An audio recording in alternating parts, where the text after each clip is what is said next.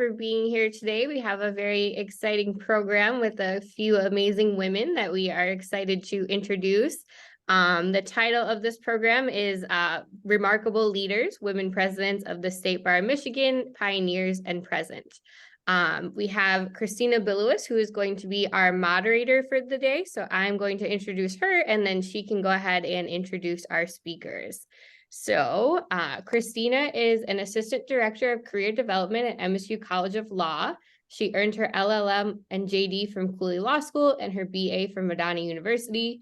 She worked in private practice as a family law and criminal defense attorney. She currently serves on various boards and professional organizations, including the Secretary of the Women Lawyers Association of Michigan, immediate past chair of State Bar of Michigan Young Lawyers Section, co-chair of DE&I Committee of the Oakland County Bar Association, co-chair of the DEI Committee for the Ingham County Bar Association, Empty Bowls Detroit, and the vice president of the Hellenic Bar Association.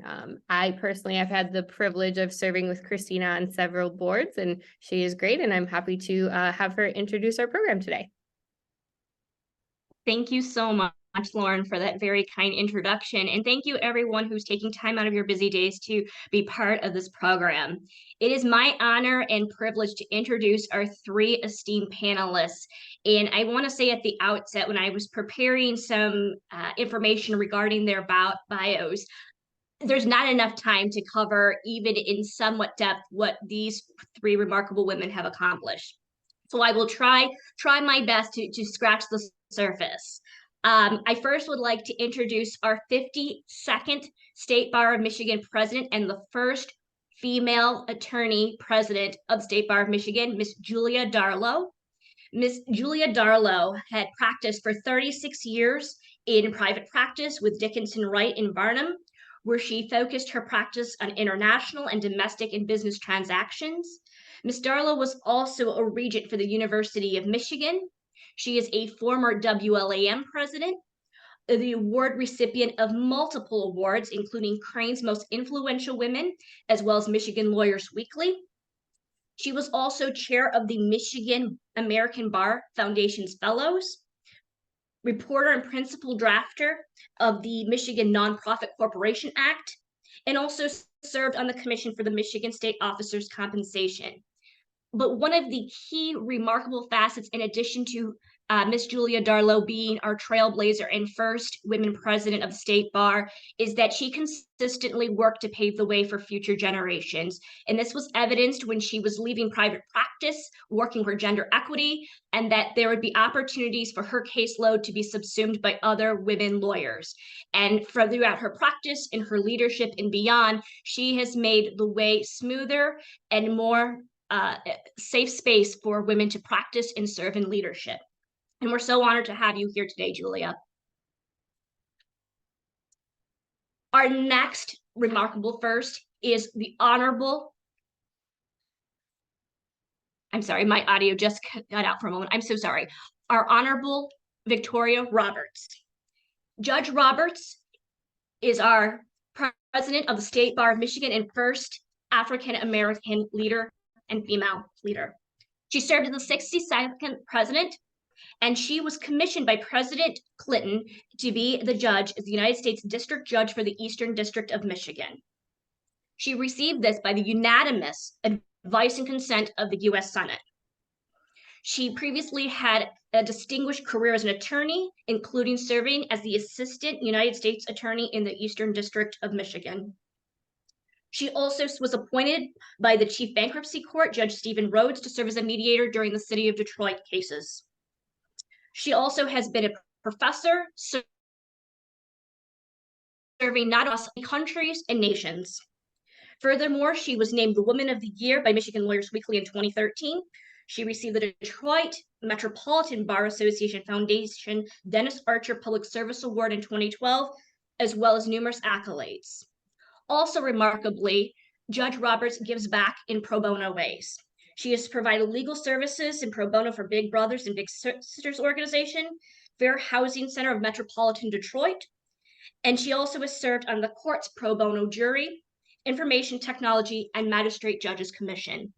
We are extremely honored to have Judge Roberts here with us today. Thank you, Christina. Thank you, Judge. And then our third leader today is our 87th president, Dana Warnay. Dana Warnay, in addition to serving as the 87th president, is a trailblazer and has served as an attorney at the firm of Schoenherr, Cahill, and Warnay. She has been a multiple leader in many facets, both at the state level, county level, and other affinity bar. Being one of the most inclusive and welcoming presidents of the state bar, as well as in various leaderships, Dana has consistently brought her leadership and also bringing the legacy of her sister, Kimberly Cahill, our 72nd state bar president, as well to life.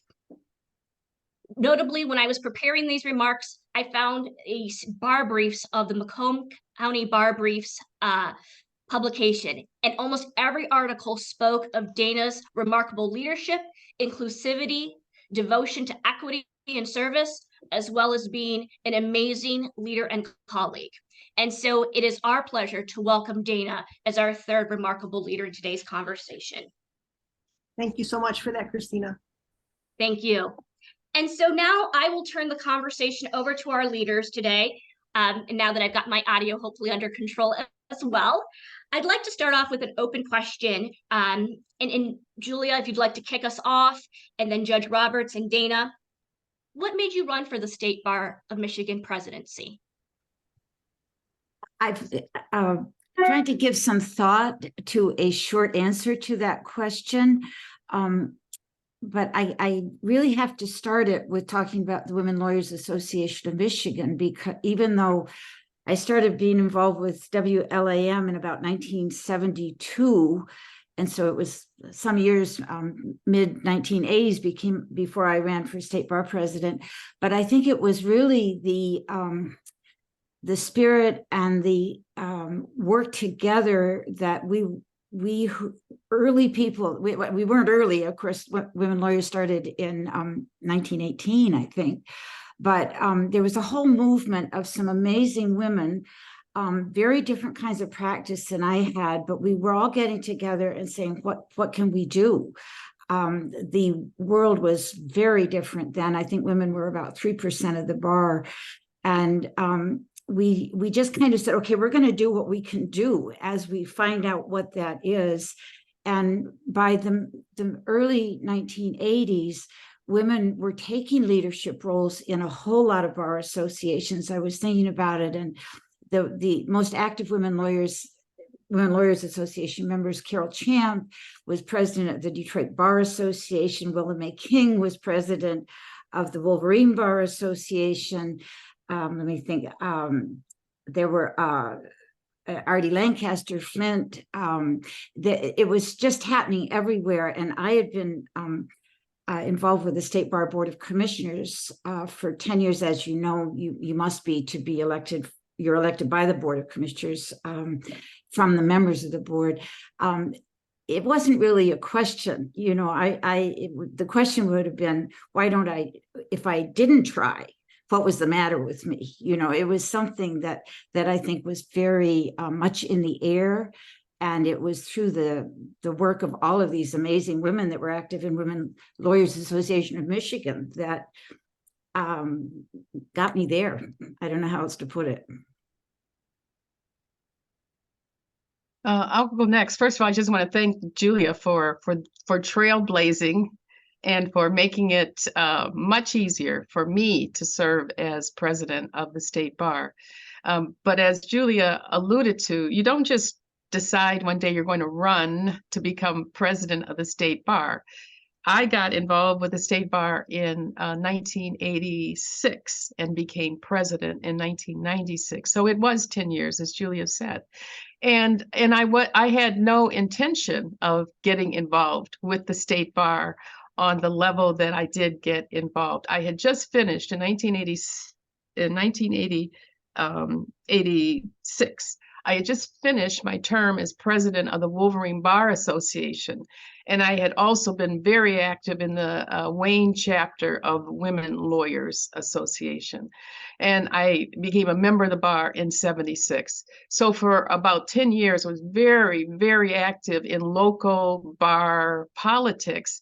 And my term as bar president came to Wolverine Bar president came to conclusion, and I was done. I didn't want to do any more bar stuff. And I remember going on vacation and coming back from that vacation. I had 2 messages from Dennis Archer, who was then on the Michigan Supreme Court, and he was the first Black president of the state bar. I came on as the first Black female. I had 2 messages from Dennis Archer, and the second one said, "Want to talk to you about the state bar."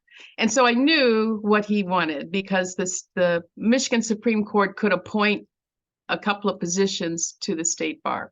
And I went in and I talked to my partner, George Bedrosian, the godfather of our law firm.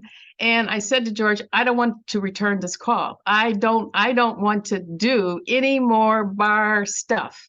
And George said to me, quote, you have to call him back. And if that's why he's calling, you have to do it.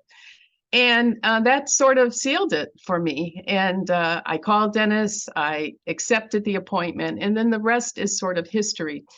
The other thing that was going on is that Michael Frank, who was the executive director of the state bar when I came on, was such a supporter and a mentor of mine, and made it very, very clear, maybe about the 3rd or 4th year in my service to the state bar, that he wanted me to become president of the state bar and that I would become president of the state bar. The period that I put on that little story is that Dennis and Michael Frank both recognized something that I think that I didn't at the time. And part of what they recognized was just my ability to lead an organization, having done all the things that I'd already done, and their expression of confidence in my ability to lead an organization like the state bar, the size of the state bar. And I think many times women don't know their own value. They don't appreciate, they don't accept, they don't assert everything that we are capable of doing. And sometimes we have to look at ourselves through the lenses of other people. And I'm so glad that I looked at myself through the lenses of Dennis and Michael Frank and other people. And it was all to my benefit, and hopefully to the benefit of the bar.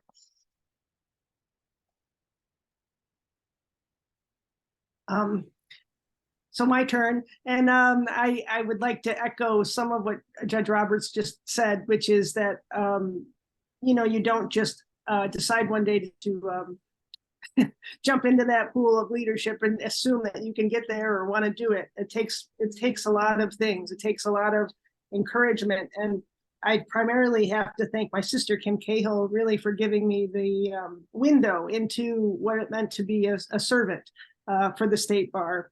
I watched Kim through her leadership experiences with the Representative Assembly. She was chair in 1999, year 2000 term, and all the way through her presidency through 2007. So I was in the wings. I was the cheerleader. I was the bag carrier. I was the companion in the car.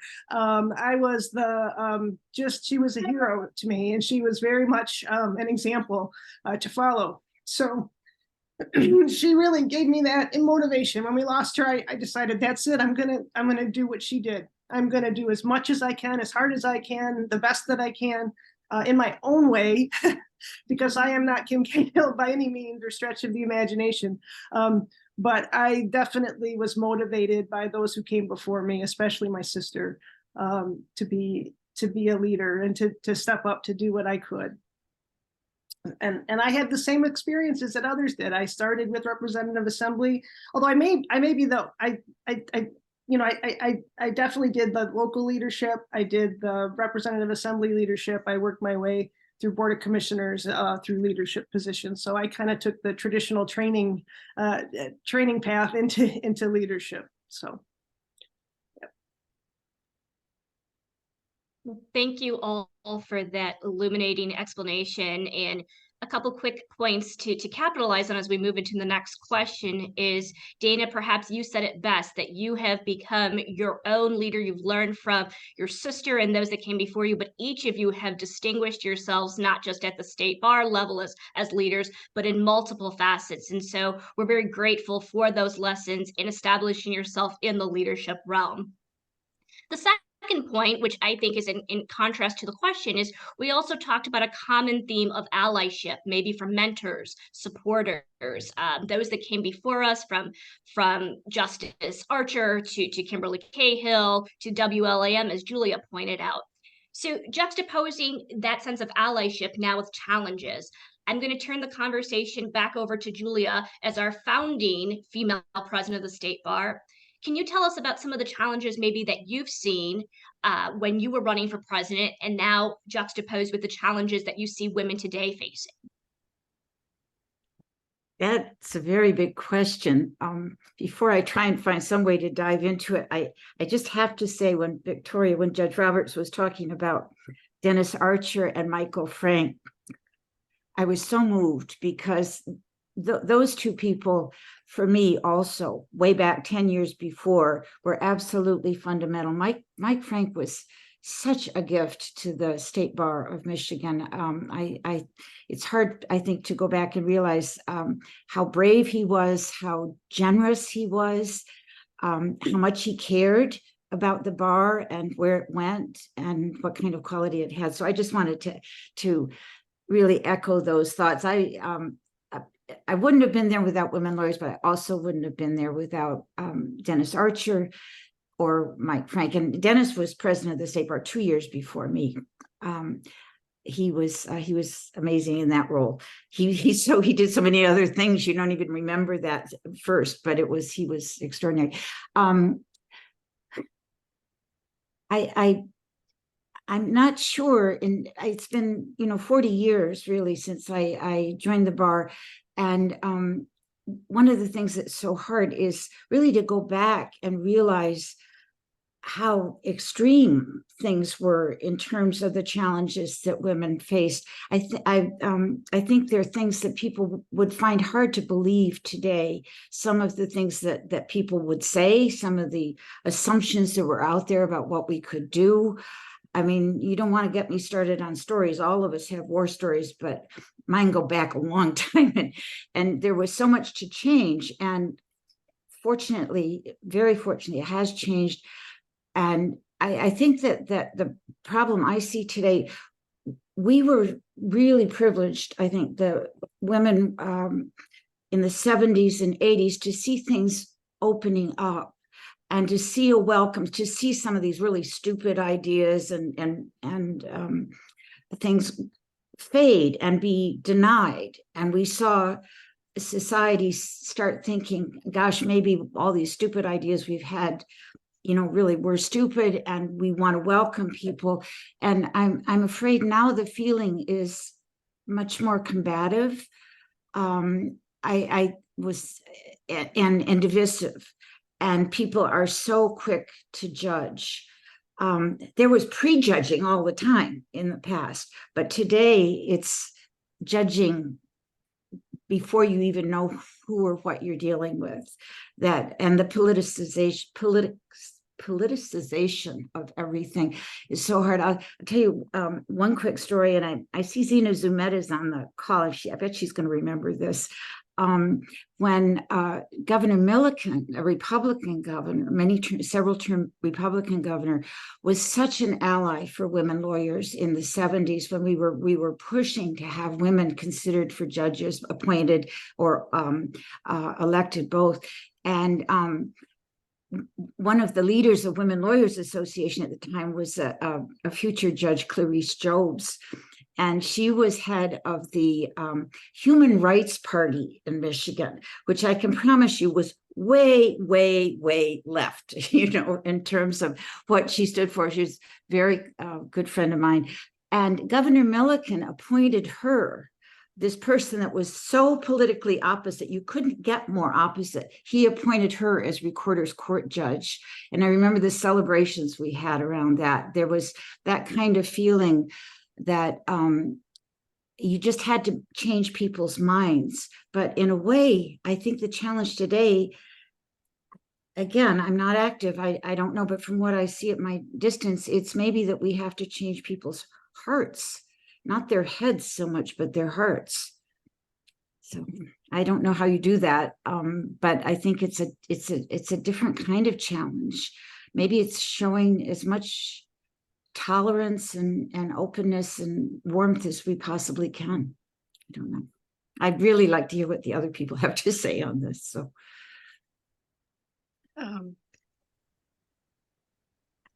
want to talk a little bit about just the gravitational pull of organizations like Women Lawyers, where I was active with Julia, and the Wolverine Bar Association, the Association of Black Lawyers.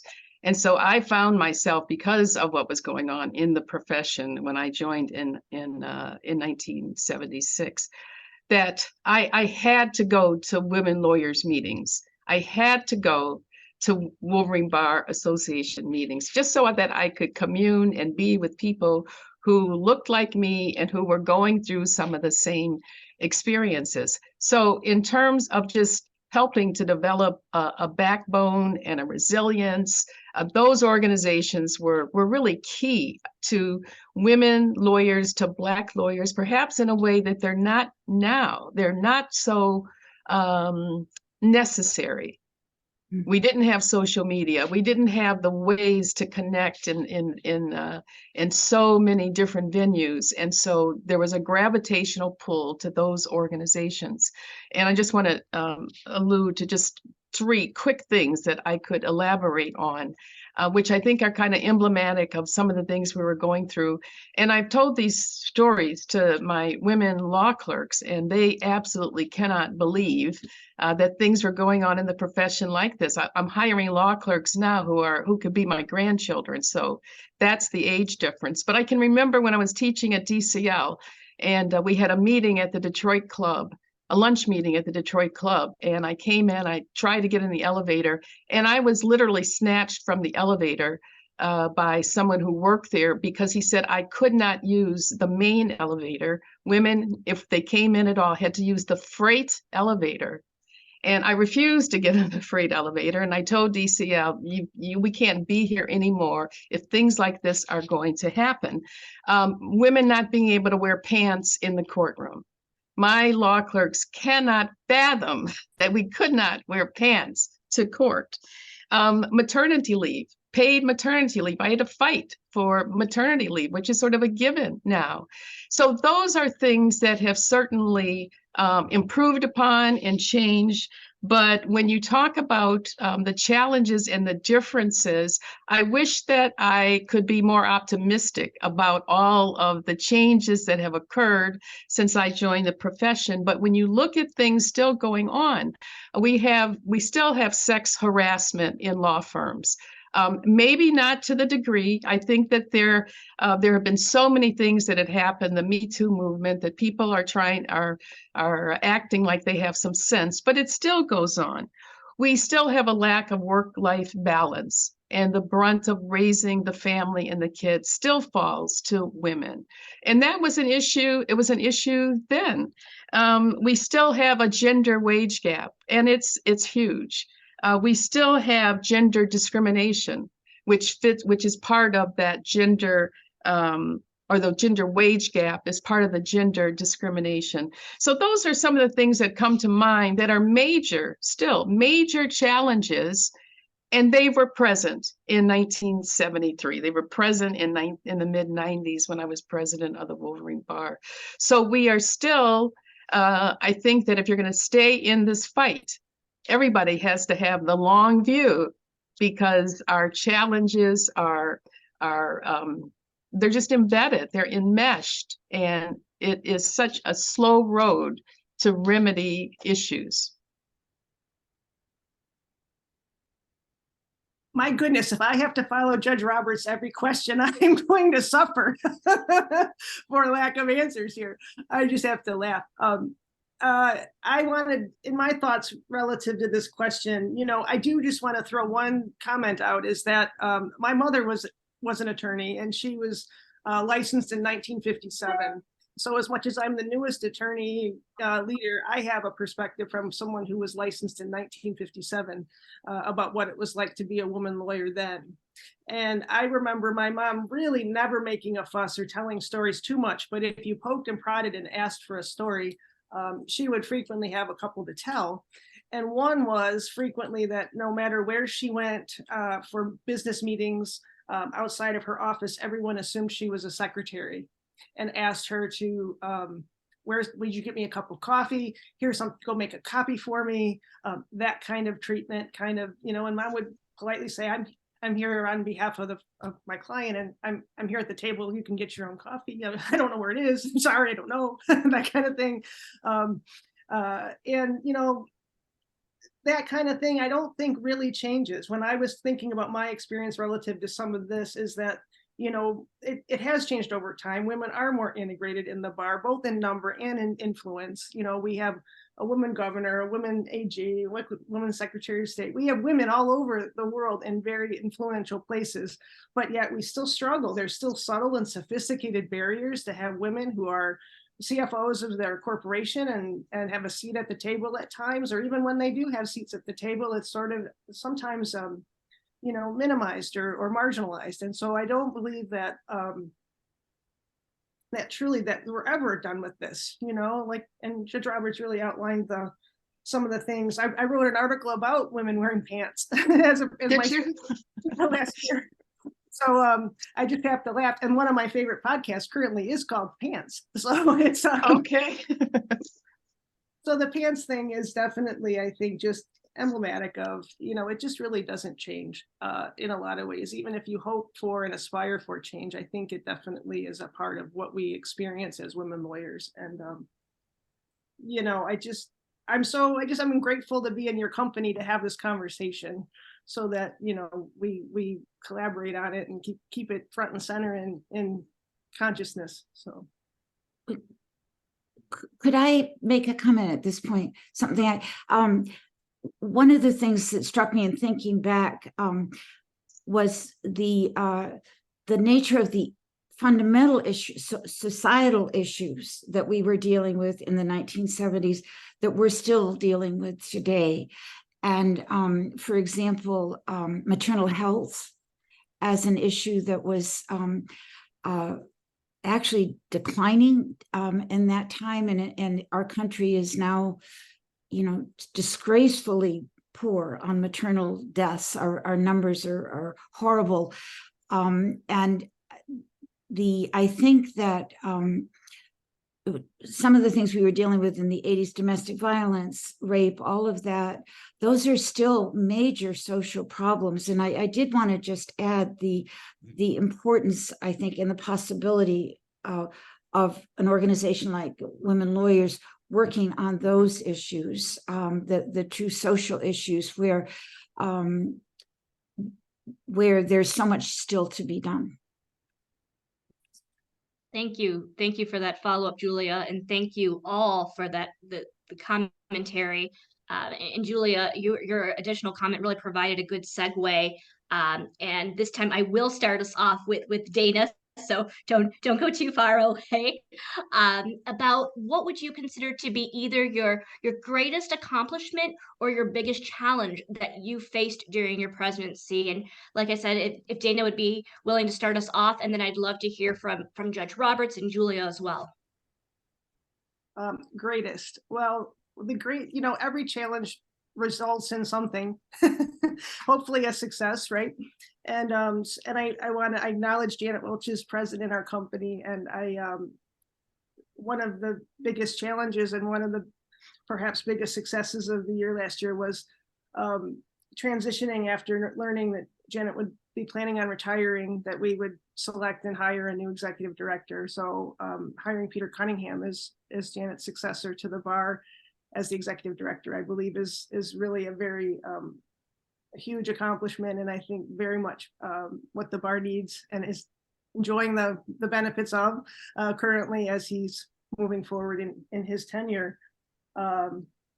You know, there were a few. I had a list of a few. That is the one that sticks out primarily. But we successfully completed the defense of litigation in the Taylor lawsuit, which is another big thing for the bar. That April of last year, April 4th, I believe it was. I also am very proud of the work that the bar did personally for the sake of lawyer well-being.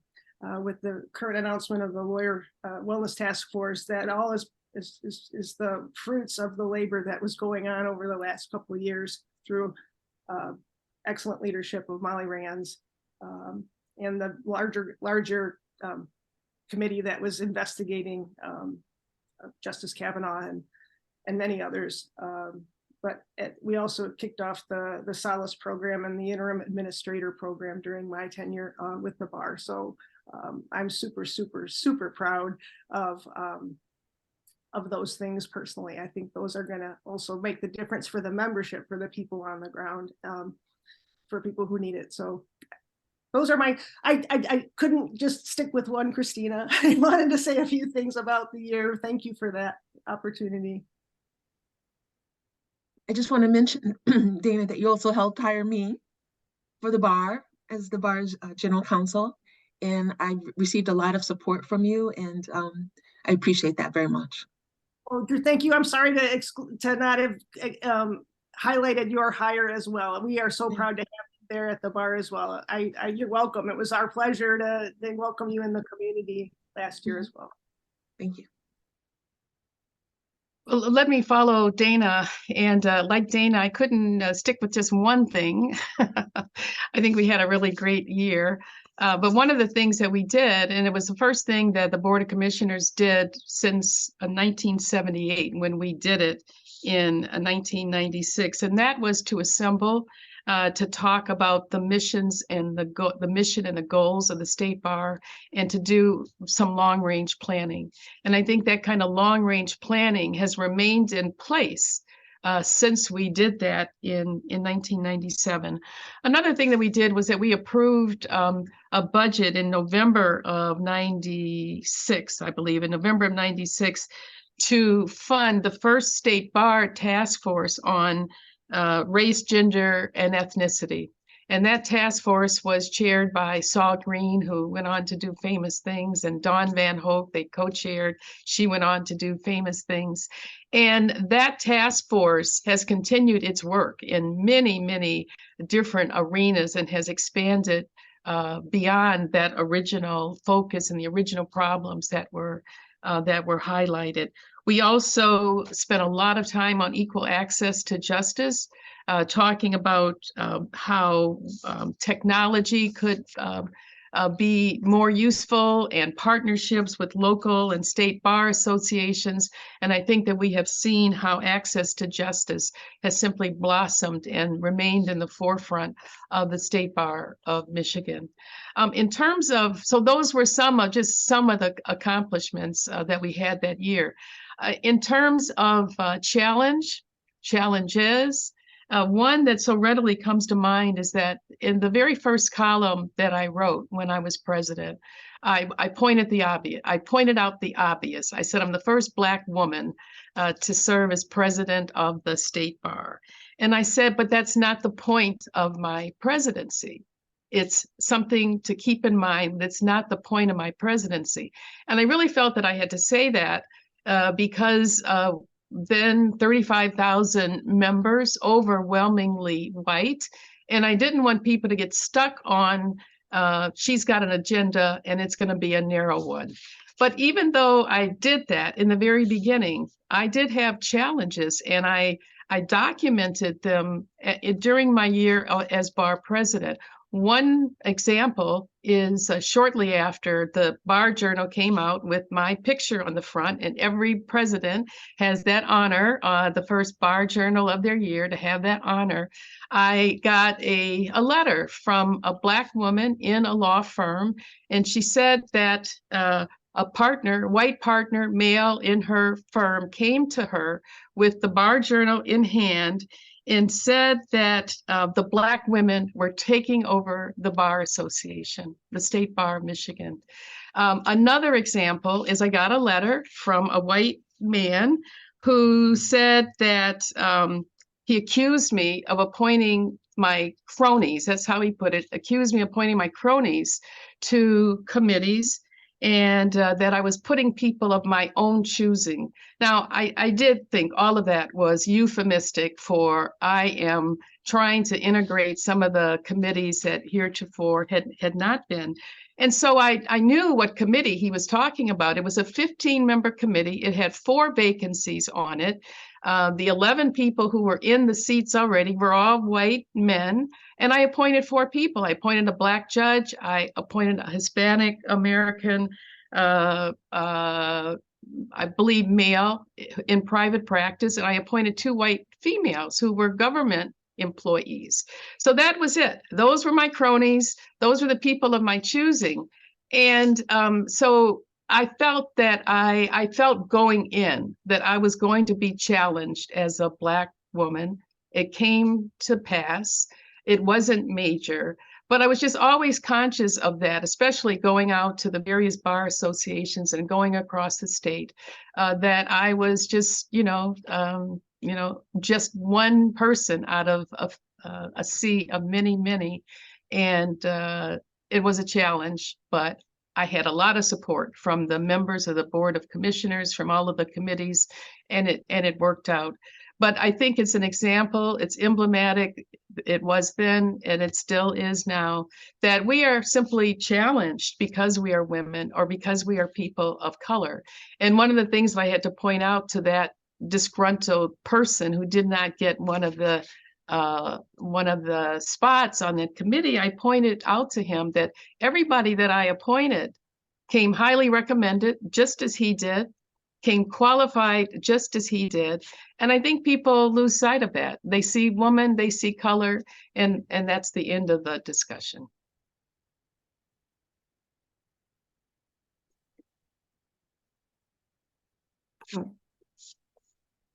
Trying to find a way to get back to what the question was.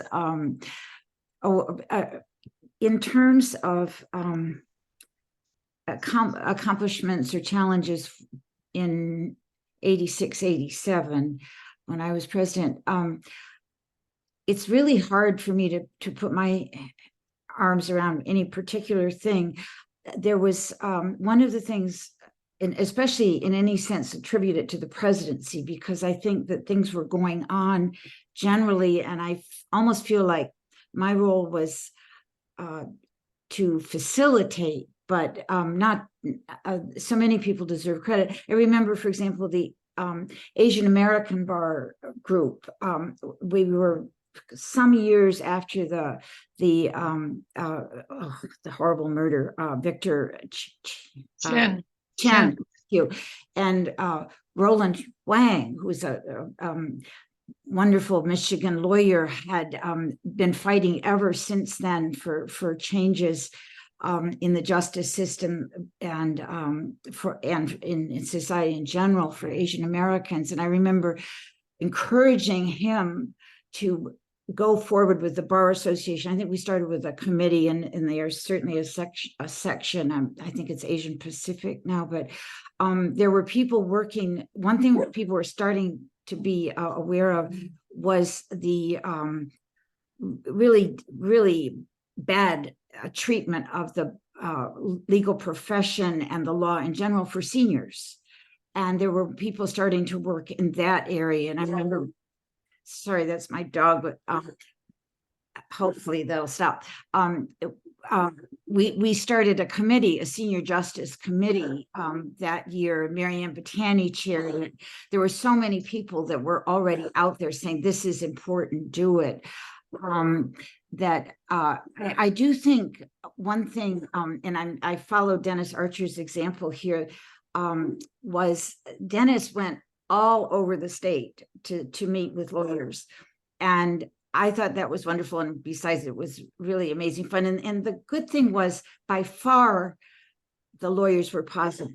There were some bad people, yeah, sure, okay, some real jerks, but by and large, the response of the lawyers all around the state, if you would go, and there'd be 3 lawyers and you go because it was the, obscure county bar association, they'd be so happy you were there. And I remember touring the UP, which Dennis had done. And, he had made such an impression throughout the UP of all places. So I think that was something that I'm so glad I did. And I had a great role model in Dennis having done that. And I don't think that was the tradition before in the bar, that the leaders went out like that. And I think it's a great one. I think the one thing I would note in terms of really specifics, and I was interested that Judge Roberts, I sort of thought she might bring up the task forces on race and ethnic and gender issues, which actually it didn't happen while I was state bar president, but we were working on it very hard. And at that time, oh shoot, sorry. At that time, the former Chief Justice G. Williams was our true ally in starting a really in-depth investigation of gender issues and race and ethnic issues in the courts in Michigan. And it was a year later that I think a year and a half later that the Supreme Court actually appointed these task forces that came out with very, very extensive reports. And I think the task force that the state bar came up with under Judge Roberts' term, it started off by saying how much of that got implemented, all these recommendations. I actually, after I left the state bar presidency, I chaired the task force on gender issues, and Judge Hood chaired the task force on race and ethnic stuff. Can you hear me with this barking? Okay. It's a delivery guy next door, actually, that's causing it, I'm afraid. But it was, we held hearings all over the state at a time when judges were really frighteningly ignorant about things like domestic violence, about still rape, women invited rape. Domestic violence was, a good way to get things, keep them out of the courts. I mean, it was what we learned in terms of the level of understanding of these issues was pretty shocking in those hearings. And we did make a lot of recommendations to the bar, to the court, and both to the bar and the court. The bar really worked hard, I think, and to implement a lot of those recommendations. I think we had like 150 or something, and we'd had hearings, as I say, over 2 years. Justice Williams was our honorary chair, and he was at every meeting that we had until his untimely death. He was amazing in leading that effort.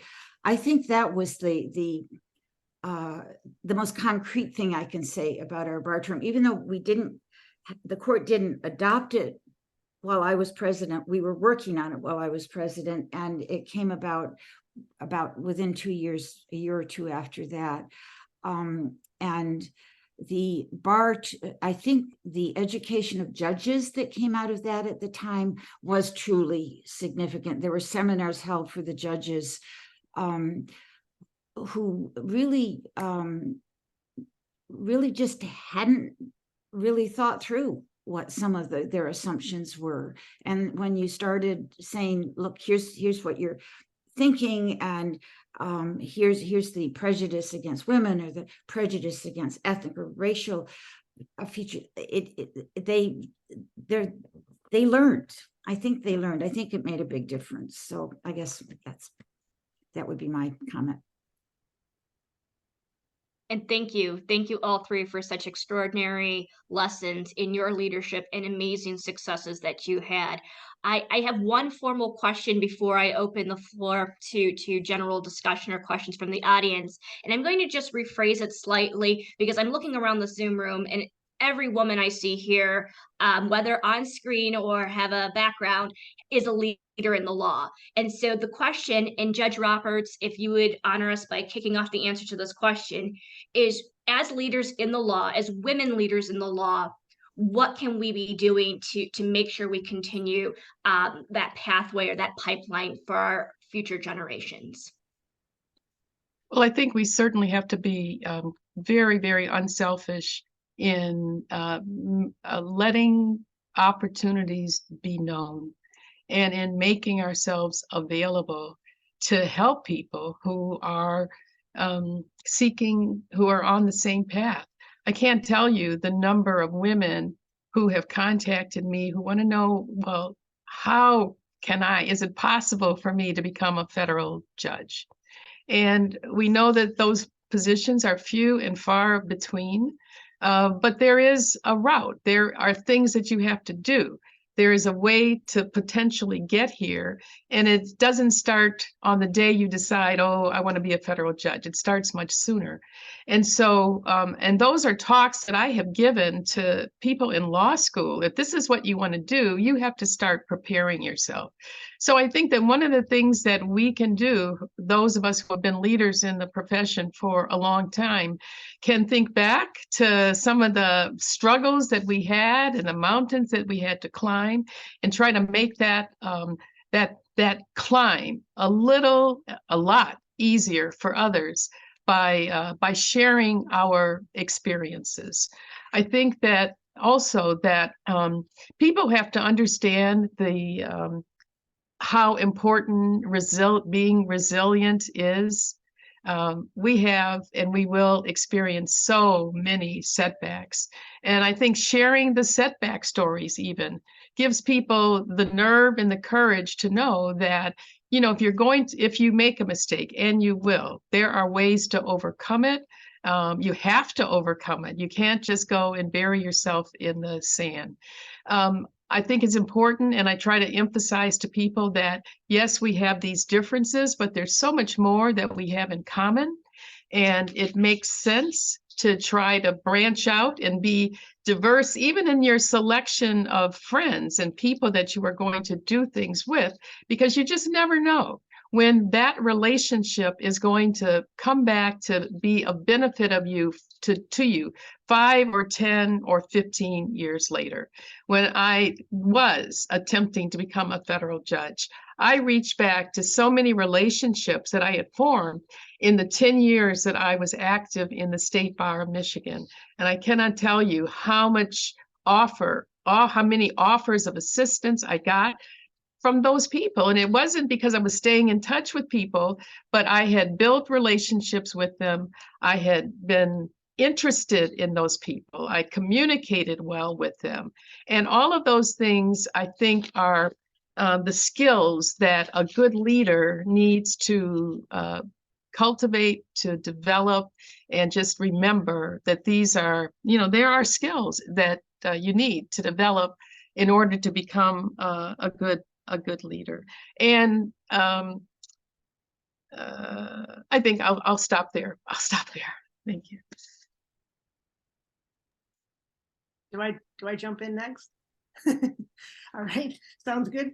I would like to, Judge Roberts, I don't know if you know this or not, but in my opportunities to speak at the Bar Leadership Forum, I researched what you said to the Bar Leadership Forum when you were president of the bar, and I encouraged my group audience to go back and read the article that Tom Kramer wrote that highlighted the content of your speech at the Bar Leadership Forum. And I will always do that because I believe that summary of your remarks remain true to be very, very excellent advice about how to be in bar service and be in bar leadership. So I just want you to know that I try to keep that in the loop all the time. But I wanted to also just add to that comment that when I think about helping people, I think how important it was for me to be acknowledged or recognized either publicly or with some encouragement privately that people extended to me when I may have struggled with, whether it was a speaking engagement or a writing project or or anything really. If it was anything at all that was sort of daunting, I knew who I could call on to say help, and they do, and most people will. And you as leaders, sometimes remember, don't forget where you come from. Don't take yourself too seriously. Look at those around you who may need something and be available to them the way they need it. You might want to pull someone aside and sort of, from your perspective, tell somebody, what you think is important, but when really they may just need you to do something else. So sometimes it's just being open and being patient. So as leaders, I would echo, be available to people, and like Judge Roberts said, you never know when your experiences will lead to something else. If I were to be completely transparent, the first time I met Judge Roberts was at a U of M football tailgate with my sister. That's right. Many, many, many years ago. And I'll never forget meeting Kim's friends, meeting Judge Roberts, meeting Kim's friends. Every single one of those people was there for me whenever I reached out to them. And it was just because I was open and they were open. And that's really the key to it. And I don't know if Nicole can share, but I would hope maybe this might be a good moment just quickly to pull up a picture that I keep dear to me that I would share with you guys, or all the participants, I shouldn't say guys, with us women who are on this Zoom call. There is the part and parcel of what it means to be women leaders. You're there for each other. You stand beside one another. You lead together. You honor one another who came before you, and you look to put who's next in that picture. Because there are people next who need to go into that picture who aren't there yet. I am so grateful that I got to be the first openly gay person who was the president of the State Bar of Michigan, but it never would have happened, never, without Julia, without Nancy, without Judge Roberts, without my sister, without the people who are coming up, without Lori Budewig, without Julie Firstman, without Erica Bryant, without Lisa Hamame, without all the people who are now going to come up also in this picture. We need each other. Keep pulling people up into this, pull people up with you, and help them succeed in whatever ways that they need it and can use. So that would be those are my comments, but that picture forever will represent to me like where I come from and what I'm proud of. And I so wish I could have been there in that picture with you guys. And I wish Kim were here. I miss her terribly.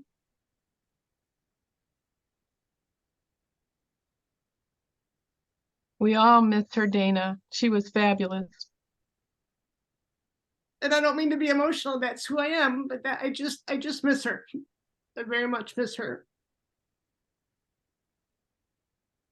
No, thank you for that, Dana, and thank you, Judge, for your comments.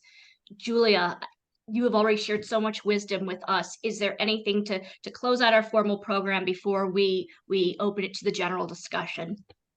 Well, I think the only thing that I could begin to think to try and add to what's the richness of what's just been said and felt is in terms of advice or guidance.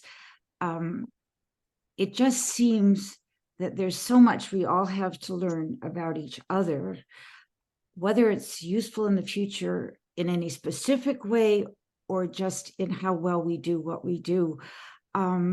I think that if for all the problems that we have right now, I think humanity has made some great strides in truly understanding how complex and varied and deep and rich all of our varieties can be, all the different forms and shapes and feelings and stuff that we have as human beings. And I think that we are maybe finally beginning to realize, I mean, I'm not beginning, I think we are realizing it more and more. And I think keeping oneself open to all there is to learn about each other, all the things we don't know about each other and all that we have to offer each other is perhaps fundamental.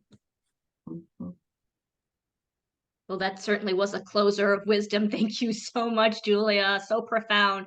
And thank you, Judge Roberts, for particularly sharing about future generations of being judges and generationals of lawyers and judges. And Dana, to your point too, just sharing the memory and legacy of your sister and your mother, which you carry forward to this day. I can imagine they are always so proud of you.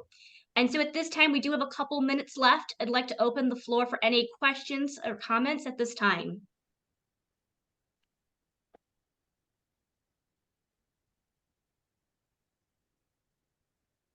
I just want to I thank have- everyone. I apologize for being behind screen, but I am under the weather today. Just wanted to thank all of you. This was just wonderful. Thank you. So my question is, was there one thing that you wished you knew before you took your presidency, that you learned maybe during your presidency? Hmm.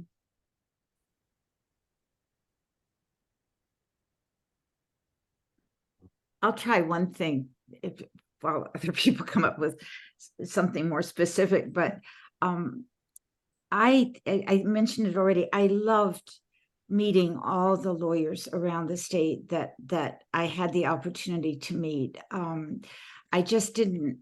There was a real appreciation among each other, for each other, among each other around the state. And I love this state passionately, and it really comes from having had that real privilege of meeting and talking with people all around the state. I think that would be my particular appreciation.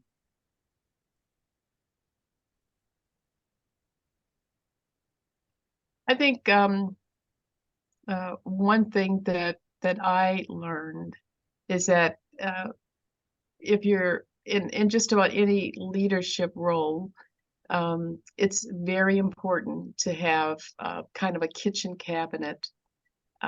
There is always the board of directors and the people that you're interacting with, and but I think it's important to have a group of people. It doesn't even have to be a big group, but some trusted advisors who will tell you, who will be honest with you and tell you when you are really screwing up. We don't need a lot of people to give us accolades, but we do need people who will keep us on the straight and narrow, that we will still love and be friends with afterwards, even though it is a painful discussion.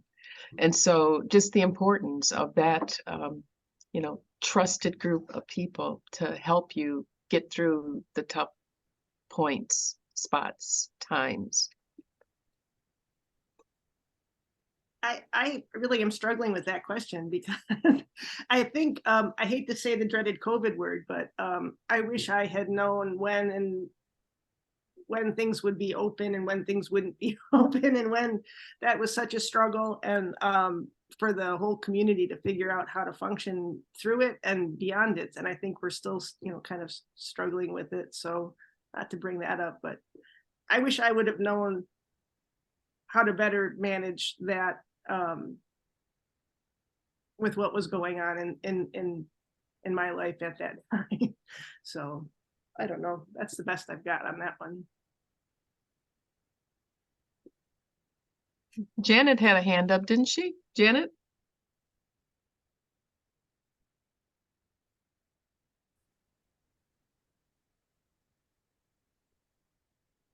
And I do see Samantha Orvis has unmuted as well too. I'm trying to think of the best way to ask this that's appropriate for everyone. My thoughts are, I'm looking for just any advice that you have relative to helping people who don't face the same challenges understand that you're not looking for special treatment, or maybe you are, and that's okay. As a young female attorney, I had to take a step back from bar leadership. I was committed to a number of different things, but I'm now on my third child. And I'm okay sharing with this space that, the reason I was off video is because I'm still breastfeeding.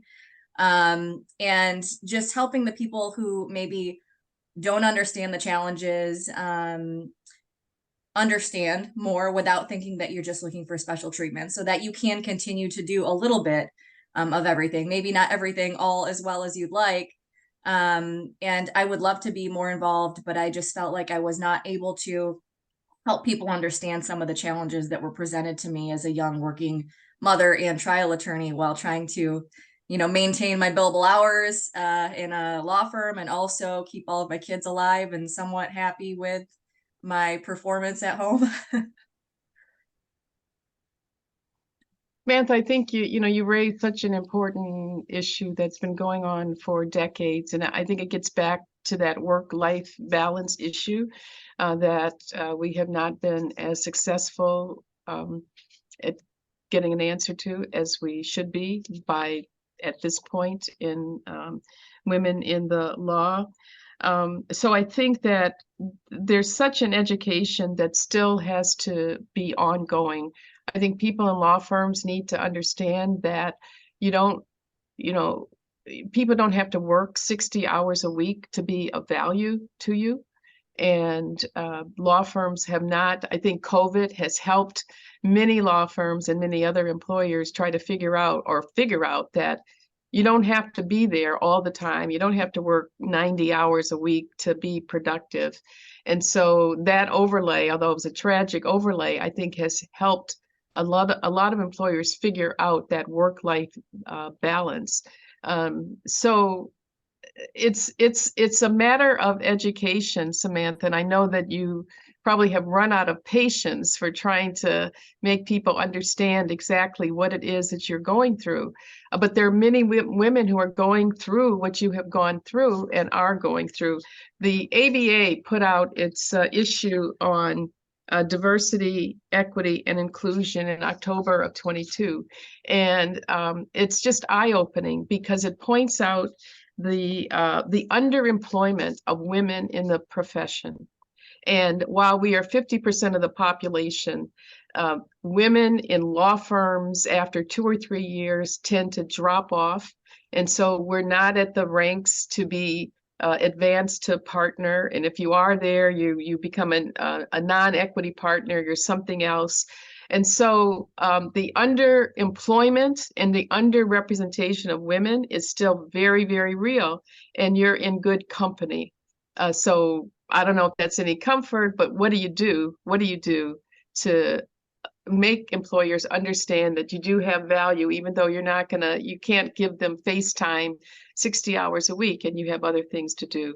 I think it's a matter of educating our spouses and our partners also. Everybody seems to think that it's just easier for the woman to take a hit on her career rather than men to take a hit on their career. And I think that that's part of the education process too. If women have to leave the workforce, how do we get them back in? How do we, prevent the gap in work for 1 or 2 or 3 years from really hampering the progress in the profession? Thank you.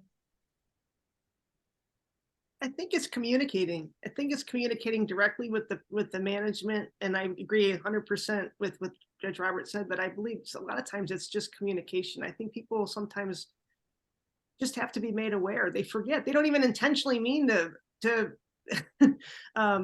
make a bad decision or put pressure on or dismiss or whatever. You just ask for what you need or tell them what you need and see if that can just start to just make awareness happen. Awareness is the start of the education, right? You can't educate people if they don't have any clue of what's going on.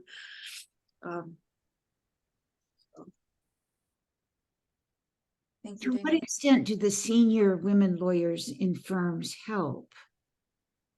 And should they be made to help more? I don't know. It's a genuine question. I mean, to my mind, that's got to be a source of strength for younger lawyers. It shouldn't just be women. I don't mean to say that, but they do know a lot better, perhaps, the problems, or many of them would.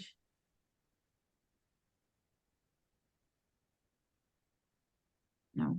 And I think this is a great conversation that perhaps can also lend itself to another topic through WLA, WLAM and other leaderships. And thank you so much, Samantha, for posing that very poignant and great closure. Special thanks to our presenters today, Judge Victoria Roberts, Ms. Julia Darlow, and Ms. Dana Warnay. Thank you for being our leaders and your time today, and even staying past time to speak with us. We encourage all of you that were able to attend today's WLAM presentation. And if you're not a member, we'd love to have you join. And otherwise, thank you again to our presenters. Phenomenal conversation. And we look forward to seeing you all at our next event. All right. Thank you very much, Christina. Thank you. Thank you.